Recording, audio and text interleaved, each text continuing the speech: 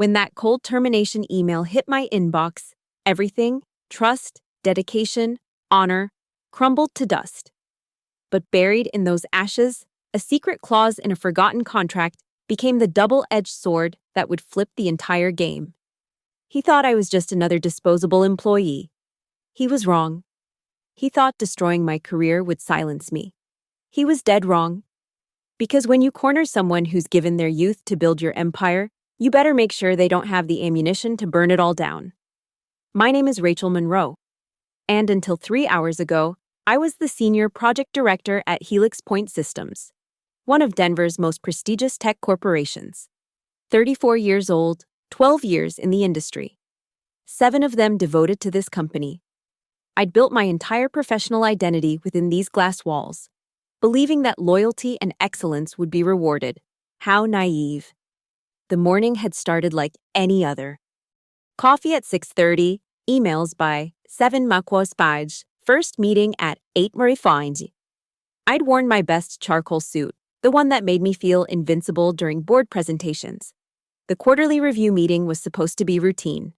I'd prepared 40 slides showcasing our team's achievements, 3 successful product launches, 2 major client acquisitions, and a 47% increase in departmental efficiency. Numbers that should have secured bonuses, not this. Martin Cade, our CEO, had barely looked at me during the presentation. His fingers drummed against the mahogany table while I spoke, his steel-gray eyes fixed on something beyond the conference room windows. When I finished, the room fell silent. The other executives shifted uncomfortably in their seats, avoiding eye contact. That should have been my first warning. Rachel, Martin finally said, his voice carrying that practiced corporate smoothness that could slice through careers like a scalpel.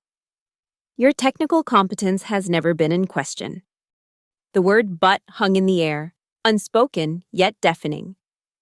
However, recent events have raised concerns about your loyalty to Helix Point's vision and values. Loyalty? The word hit me like ice water. I'd canceled vacations for this company, missed my nephew's graduation, worked through pneumonia last winter to ensure the Morrison project didn't fall behind schedule. I don't understand, I managed, my voice steady despite the earthquake beginning in my chest. Martin slid a folder across the table. Effective immediately, your employment with Helix Point Systems is terminated. Security will escort you to collect your belongings. The room blurred. 12 years, 7 here, countless 60-hour weeks, all reduced to a manila folder and a security escort. On what grounds? I heard myself asking, though my voice seemed to come from very far away. Breach of confidentiality and conduct unbecoming of a senior leader. The details are in your termination letter. Our legal team has ensured everything is properly documented. Properly documented. Corporate speak for we've covered our asses. 2 security guards materialized at the door, Jenkins and Carr, men I'd shared elevator rides with for years. Who knew how I took my coffee? Whose kids' names I remembered. Now they stood like strangers, their faces professional masks. The walk to my office lasted both seconds and centuries. Colleagues pretended to be absorbed in their screens, but I felt their eyes tracking my shame parade. 7 years of relationships evaporating in real time. My assistant, Jennifer, was already packing my things into boxes, her face red and puffy. I'm so sorry, Rachel, she whispered. This isn't right. But right or wrong didn't matter. In corporate America, power determines truth, and Martin Cade held all the power, or so he thought. The first week after termination felt like drowning in slow motion. My severance package, 1 month's pay, was insulting for someone who'd helped build million-dollar portfolios. The corporate apartment I'd been so proud of suddenly felt like a glass prison overlooking the Denver skyline, each building a reminder of the world that had expelled me. My phone, once buzzing with constant notifications, fell silent. Former colleagues who'd laughed at my jokes and sought my mentorship now treated me like I was radioactive. 3 text messages in 7 days. 2 from Jennifer checking if I was okay, 1 from Mike in IT warning me that my corporate email had been wiped clean. Then the whispers started. It began on LinkedIn. Vague posts from Helix Point employees about integrity in the workplace and the importance of trust in team dynamics. Nothing directly naming me, but in our incestuous industry bubble, everyone knew. The narrative was being crafted without my input. Rachel Monroe, the rising star who flew too close to the sun and burned for her betrayal. My phone rang on day 8. Unknown number. Rachel, this is Patricia Walsh from TechCrunch. We're running a story about the recent leadership changes at Helix Point. Would you care to comment on your termination? How did you? Sources say you leaked proprietary information to competitors. Any response? I hung up, hands shaking. Leaked information. I'd signed more NDAs than I could count. My entire career was built on discretion. The story ran that afternoon. Helix Point Cleaning House, senior director terminated amid loyalty concerns. They'd used my LinkedIn photo, the one where I'm smiling confidently at a conference podium. The comment section was brutal. Anonymous avatars calling me a traitor, a corporate spy, a diversity hire who couldn't cut it. 7 years of achievements reduced to clickbait. My savings would last 3 months if I was careful. The recruiters who'd once courted me aggressively now sent form rejections. We've decided to move forward with other candidates. Translation: you're toxic. Mom called from Portland, her voice carefully neutral. Honey, maybe this is a sign. You could come home, take a break from all that corporate stress. Come home. Return to my childhood bedroom at 34. A failed executive with a scarlet letter branded on my resume. The thought made me nauseous. I started drinking wine at 3 p.m., then 1 p.m., then with breakfast. The apartment's walls seemed to shrink each day, pressing in with the weight of professional exile. My neighbor, Mrs. Chen from 4B, stopped making eye contact in the hallway. Even she'd heard. 2 weeks post-termination. I ran into David Reeves at Whole Foods. We'd worked together on the Singapore expansion project. He practically sprinted away from the organic vegetables when he saw me, abandoning his half-full cart. That night, I sat on my balcony, 23 floors above the street, wondering if Martin Cade ever thought about me. Probably not. I was just another casualty in his corporate chess game, a pawn sacrificed for some larger strategy I'd never been important enough to understand. The anger came in waves. Not the hot, explosive kind. This was ice-cold fury that settled in my bones. He'd taken everything, my career, my reputation, my professional identity. The accusation of disloyalty was particularly cruel. I'd bled Helix Point's colors, and this was my reward. But anger without action is just self-destruction in slow motion. I needed to understand why. What had I done, or what did Martin think I'd done, that warranted this complete annihilation?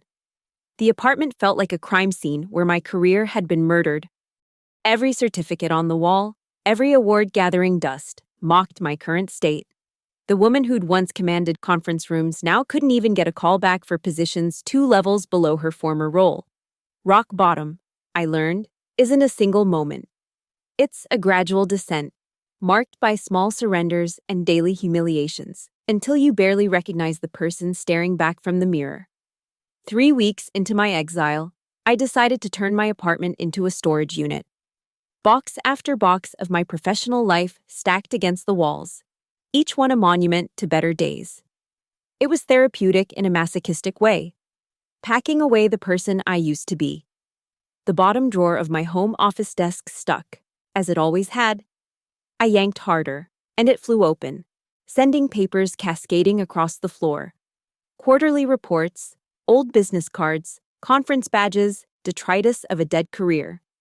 I was about to sweep everything into the recycling when a burgundy folder caught my eye. My original Helix Point employment contract.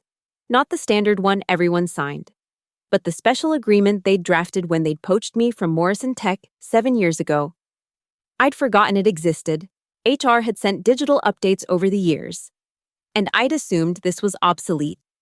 I poured another glass of wine and started reading, more out of morbid curiosity than purpose. Standard stuff mostly: salary, benefits, stock options that were now worthless to me. Then I reached page 12. Section 9.3. Termination Clauses and Protections. My wine glass stopped halfway to my lips. In the event of termination without documented cause substantiated by a third-party review board, the employee shall be entitled to A. Full salary continuation for 24 months. B. Immediate vesting of all stock options. C. Legal fee coverage up to $500,000 for any disputes arising from said termination. I read it 3 times, then a 4th. Third-party review board. There had been no review board. Just Martin's unilateral decision. Page 15 made my hands shake. Section 11.7. Non-disparagement and reputation protection. The company agrees to no negative public statements regarding employees' performance or character without documented evidence reviewed by external legal counsel. Violation of this clause triggers automatic penalties of $100,000 per instance. The TechCrunch article. The LinkedIn whispers. The leaked sources painting me as a traitor. But it was Addendum C that stopped my heart. This contract supersedes all subsequent employment agreements unless explicitly voided in writing by both parties with legal representation present. I'd never voided anything. Every year, HR had sent updated employment terms, and I'd signed them thinking they replaced this document. But the legal language was clear. This original contract was still binding unless formally dissolved. My laptop was open before I realized I'd moved. Legal databases, Colorado employment law, precedent cases, the wine forgotten. I researched until dawn painted the Denver skyline gold. Martin had fucked up. This wasn't just wrongful termination. This was breach of contract with specific, quantifiable damages. Every whispered accusation, every leaked story, every day without proper severance was a violation. The contract even specified that attempting to circumvent these protections constituted bad faith with triple damages. I found the business card Elena Vargas had given me at a Women in Tech conference 2 years ago. She'd said to call if I ever needed help. Back then, I'd thought I was untouchable. My phone showed 6:47 a.m., too early to call. I waited, pacing my apartment like a caged animal. The contract clutched in my hands like a life preserver. At 8 a.m. sharp, I dialed. Vargas Law Group, how may I direct your call? Elena Vargas, please. Tell her it's Rachel Monroe regarding an employment contract dispute with Helix Point Systems. The hold music felt eternal. Rachel, I heard about your situation. I was wondering if you'd call. You were. Martin Cade has a reputation. You're not the first executive he's burned, just the first who might have ammunition to fight back. Can you come to my office this afternoon? I looked at the contract in my hands, its pages now wrinkled from my grip. I'll be there in an hour. For the first time in 3 weeks, I put on my charcoal suit, the one that made me feel invincible, because I'd just discovered something Martin never expected. I'd kept the receipt for my loyalty. And now it was time to collect. Elena Vargas's office occupied the entirety of the 32nd floor in a building that scraped Denver's sky.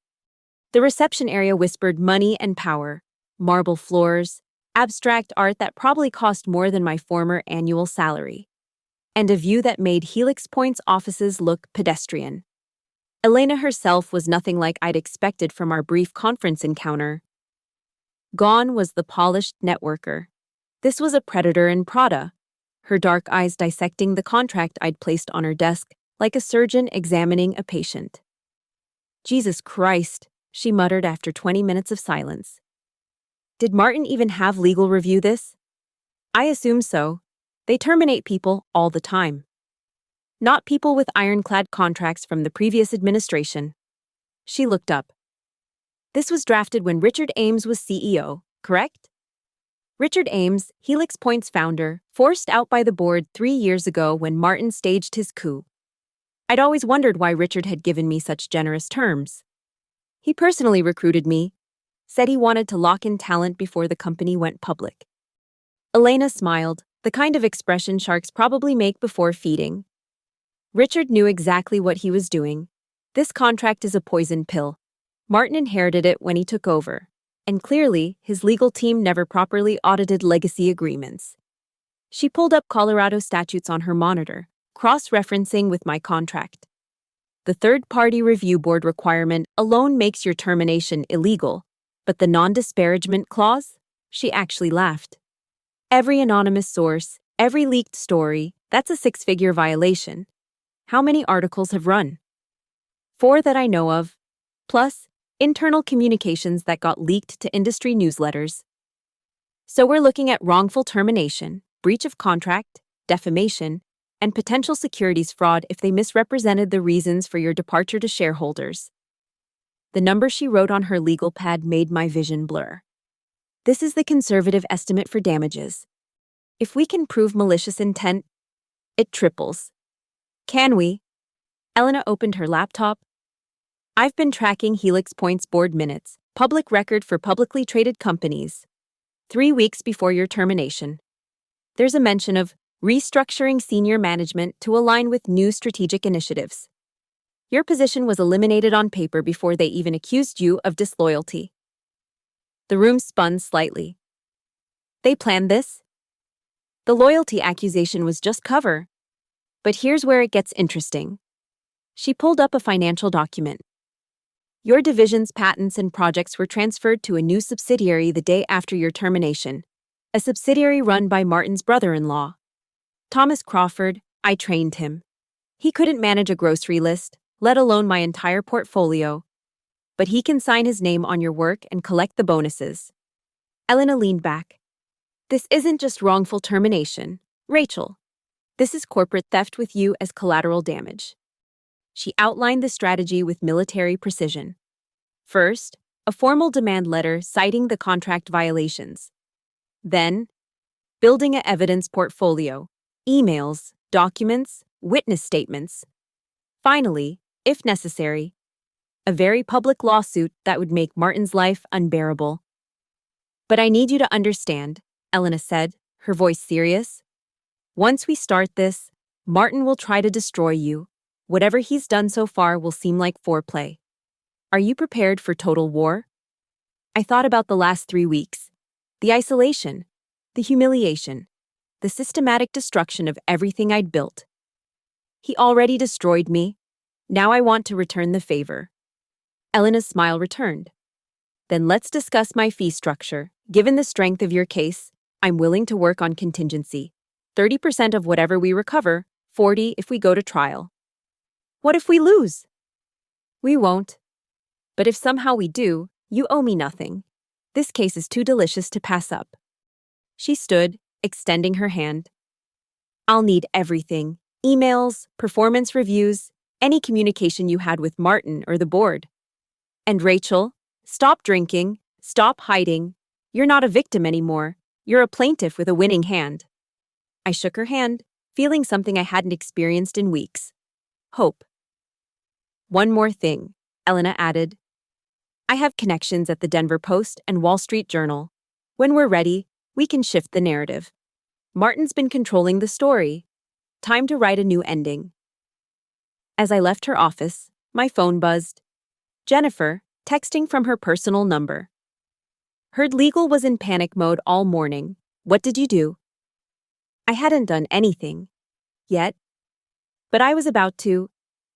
The next 2 weeks transformed my apartment from a mausoleum into a war room. Every surface covered with documents, timelines, printed emails I'd forwarded to my personal account before losing access. Elena had given me a mission. Build an airtight case that would make Martin Cade wish he'd never heard my name. Jennifer became my inside source, meeting me at a coffee shop in Boulder where no one from Helix Point would spot us.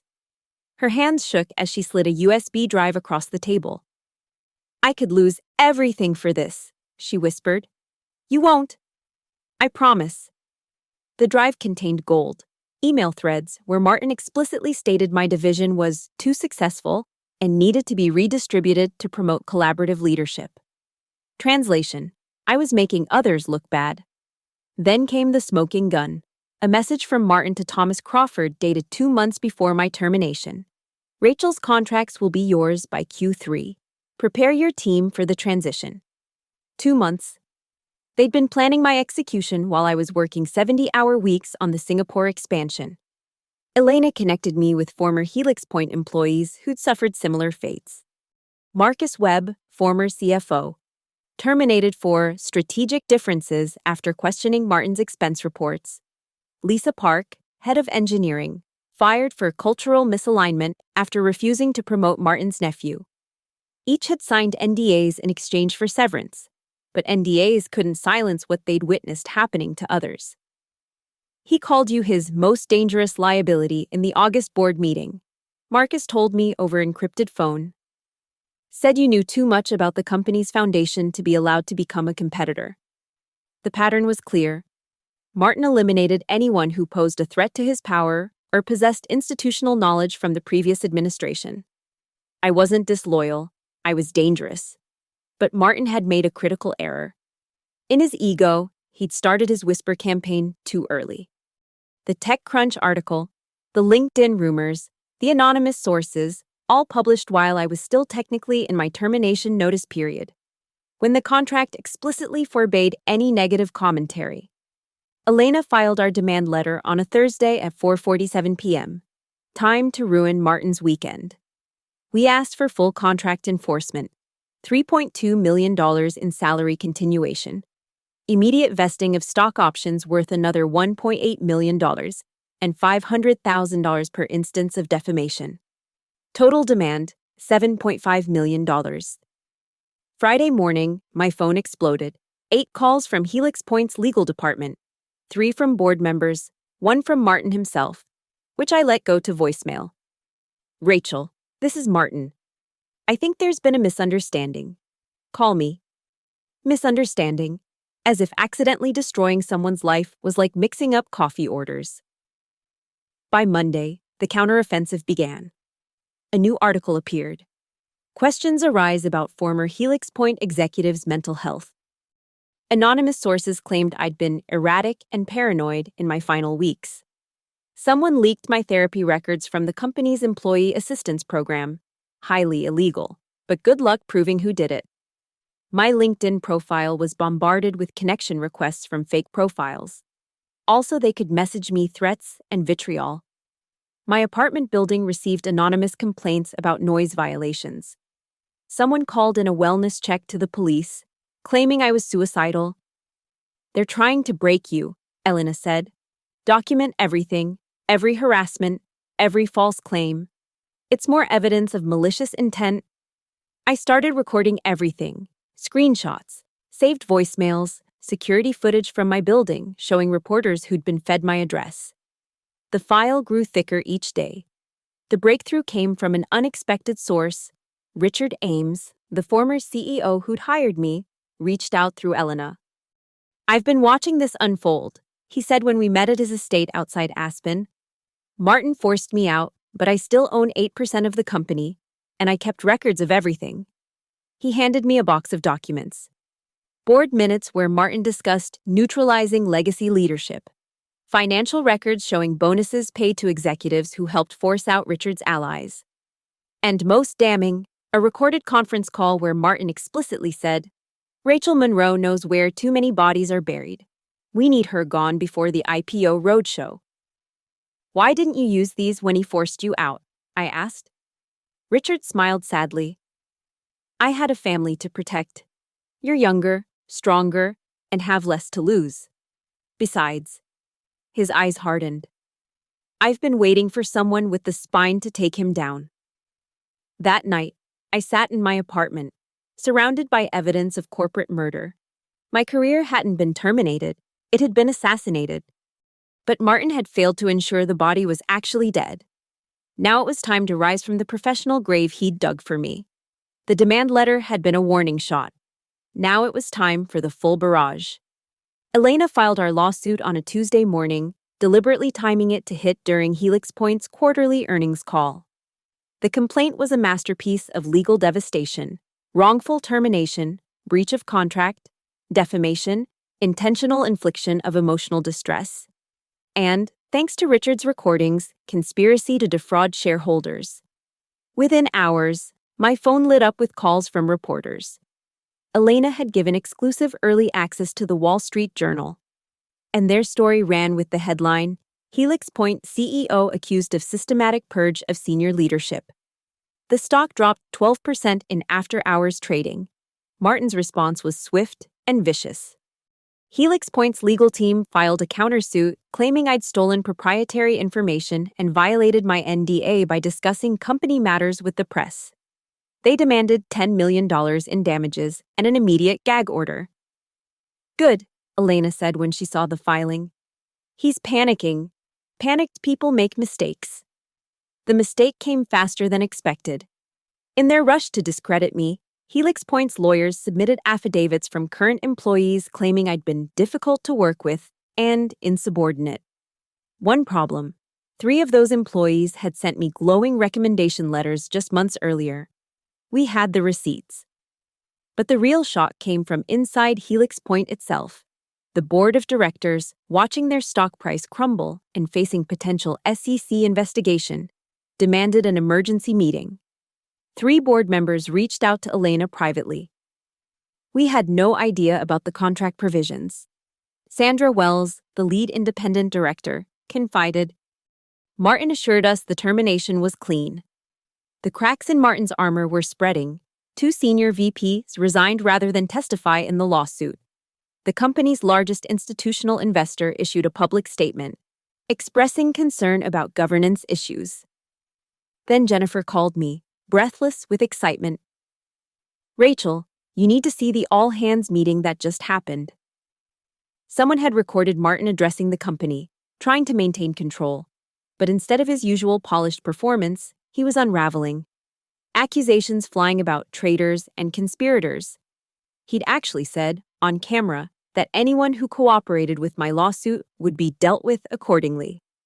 Elena immediately filed an injunction against employee intimidation and added witness tampering to our claims. The depositions began 3 weeks later. Martin's was scheduled for a Thursday. But Wednesday night, something unexpected happened. Thomas Crawford, Martin's brother-in-law who'd inherited my division, contacted Elena directly. He wanted to make a deal. I never wanted any of this, he confessed when we met at Elena's office. Martin forced me into the role, said it was necessary for the family's financial security. But I can't do Rachel's job. The Singapore project is falling apart. We're about to lose our 3 biggest clients. He offered to testify about Martin's scheme in exchange for immunity from any civil claims. More importantly, he had recordings of Martin coaching him on what to say about my disloyalty to anyone who asked. He made me practice the lies, Thomas said, looking genuinely remorseful. Said if I didn't sell the story, we'd both go down. Elena and I exchanged glances. This was beyond wrongful termination now. This was approaching criminal conspiracy. The news broke that evening.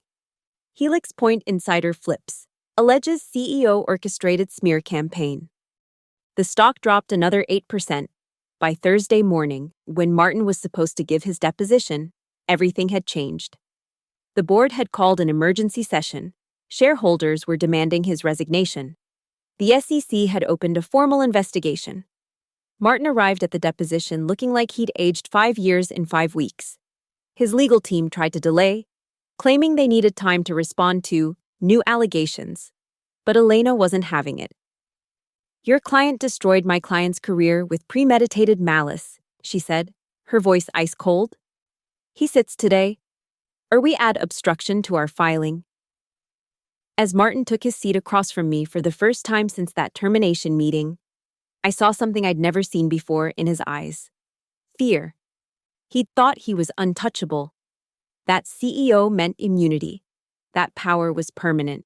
He was about to learn otherwise. The hunter had become the hunted, and I was no longer hiding in the shadows of professional exile. I was standing in the light of vindication, armed with truth and a contract he'd foolishly ignored. State your name for the record, Elena began. And with those words, Martin Cade's reckoning officially began. The courtroom was packed. What had started as a wrongful termination suit had become Denver's corporate trial of the year. Media filled the back rows, shareholders occupied the middle, and Helix Point employees who'd mysteriously called in sick lined the walls. Judge Patricia Thornton, known for her no-nonsense approach to corporate law, reviewed the mountain of evidence with barely concealed disgust. The trial had revealed not just my termination, but a pattern of executive abuse spanning Martin's entire tenure. Elena's opening statement was surgical. She walked the jury through the timeline, each piece of evidence building on the last, the original contract, the premeditated termination, the orchestrated defamation. Thomas Crawford's testimony had been devastating. He'd broken down crying while describing how Martin had forced him to participate. Martin's legal team tried everything. They claimed the contract was void due to changed circumstances. They argued my termination was justified by performance issues they couldn't document. They even suggested I'd somehow entrapped Martin into violating the agreement. Then came the moment everyone had waited for. Martin himself took the stand. He tried to project his old confidence, but the facade cracked under Elena's cross-examination. "Mr. Cade, did you review Ms. Monroe's employment contract before terminating her?" I relied on my legal team's assessment. "That's not what I asked. Did you personally review the contract?" "Not in detail." Elena placed the contract in front of him. "Can you show the jury where Ms. Monroe agreed to void these protections?" Silence. "Mr. Cade, in this email from August, you wrote that Ms. Monroe knows where too many bodies are buried. What bodies were you referring to?" "That was a figure of speech." "What about this recorded conversation where you said she needed to be neutralized before the IPO roadshow? Another figure of speech?" Martin's lawyer objected. But the damage was done. The jury saw him for what he was, a corporate tyrant who destroyed careers to consolidate power. But the killing blow came from an unexpected source. Sandra Wells, the board member, had been subpoenaed to testify.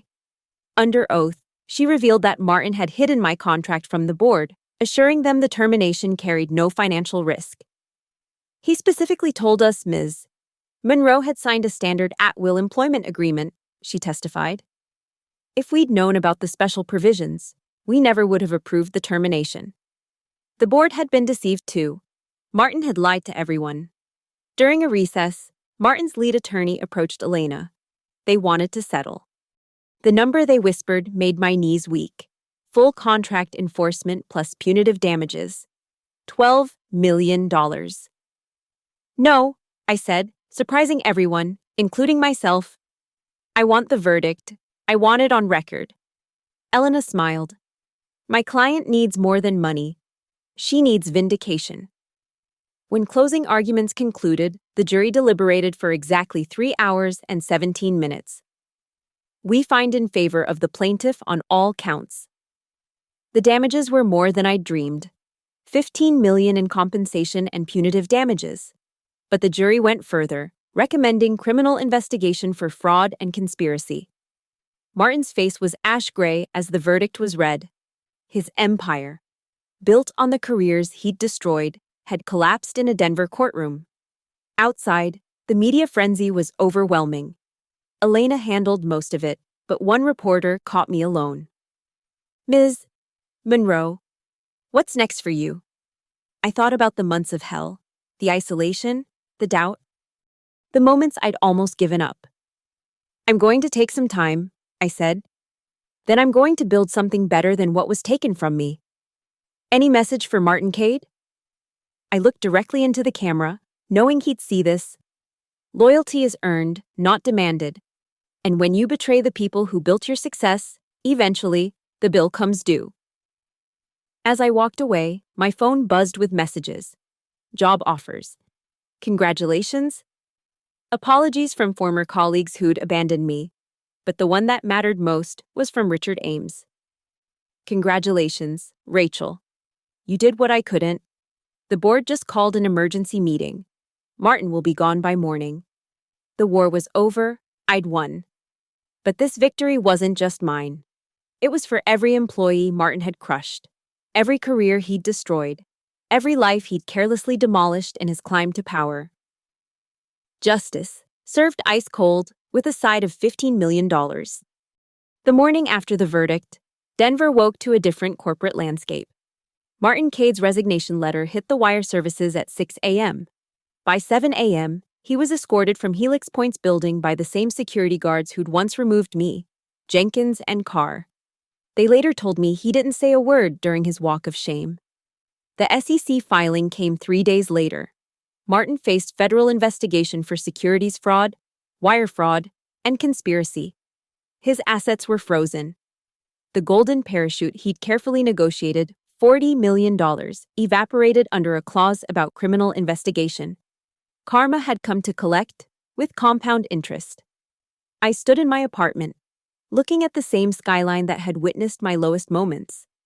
The settlement check lay on my kitchen counter, enough money to never work again. But that was never the point. Elena called with updates. 3 more former executives had come forward with similar stories, emboldened by our victory. A class action lawsuit was forming. Martin's entire legacy was unraveling, thread by thread. Richard Ames invited me to lunch at the Brown Palace. Over champagne, he made an offer. The board wants you back. CEO position, your terms? I nearly choked on my drink. They want me to run Helix Point? Who better? You know the company. You've proven your integrity. And frankly, you're a hero to half the employees. CEO, the position Martin had killed to obtain and destroyed others to keep. I need time to think. That evening, I walked through downtown Denver. The city felt different now, not hostile, but full of possibility. My phone rang constantly. Headhunters, venture capitalists, tech companies offering positions with signing bonuses that would have seemed fictional 6 months ago. Jennifer met me for coffee, tears in her eyes. I'm so sorry I didn't do more when it happened. You did enough, I told her. You did everything you could. The truth was, I'd learned something valuable in those dark weeks. You discover who you really are not when you're riding high, but when you're face down in the rubble of your former life. And what I discovered was that I was stronger than any title, any position, any CEO who thought he could erase me. I took a month to decide. Traveled to Portland to see Mom, who cried when she saw me smiling again. Visited the beaches of California, thinking about next chapters. When I returned to Denver, I had my answer. I declined the CEO position at Helix Point. Instead, I used $5 million of the settlement to launch my own consulting firm, helping wrongfully terminated executives fight back against corporate abuse. The rest went into a foundation for workplace justice.